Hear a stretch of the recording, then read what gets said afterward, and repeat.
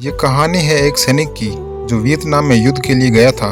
युद्ध समाप्त होने के बाद जब उसके घर लौटने की बारी आई तो उसने अपने माता पिता को फ़ोन किया और सैनिक कहता है, माँ पिताजी मैं घर आ रहा हूँ, लेकिन घर आने से पहले मुझे आपसे एक बात पूछनी है। फिर सैनिक बोलता है, मेरा एक दोस्त है जिसे मैं अपने साथ घर लाना चाहता हूँ, क्या मैं उसे ला सकता हूँ?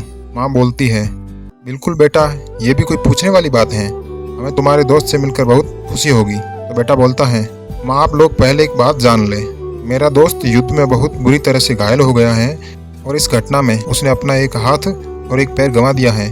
उसके पास कोई जगह नहीं है जहाँ वो जा सके, इसलिए मैं उसे अपने साथ लाना चाहता हूँ। उसकी ये बात सुनकर उसकी माँ बोली, बेटा तुम्हारे दोस्त के बारे में जानकर हमें बहुत दुख हुआ, हो सकता है हम उसके रहने के लिए कोई जगह तलाश कर लेंगे। बेटा बोला, नहीं माँ, मैं चाहता हूँ कि वो हमारे साथ रहे।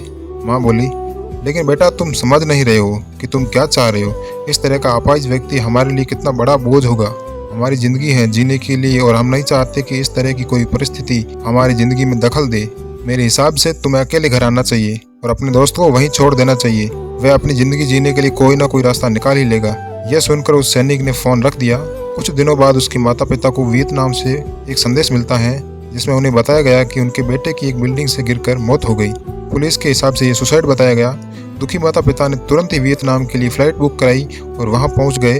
वहां उन्हें शहर के मुर्दा घर में ले जाया गया ताकि वे अपने बेटे की पहचान कर सके। उन्होंने उसकी पहचान तो कर ली, किंतु ये देखकर उनकी कंपकंपी छूट गई कि उनके बेटे का एक हाथ और एक पैर नहीं था। और अच्छी अच्छी कहानियाँ सुनने के लिए जुड़े रहिए हमसे। वीडियो को लाइक और चैनल को सब्सक्राइब जरूर कर देना।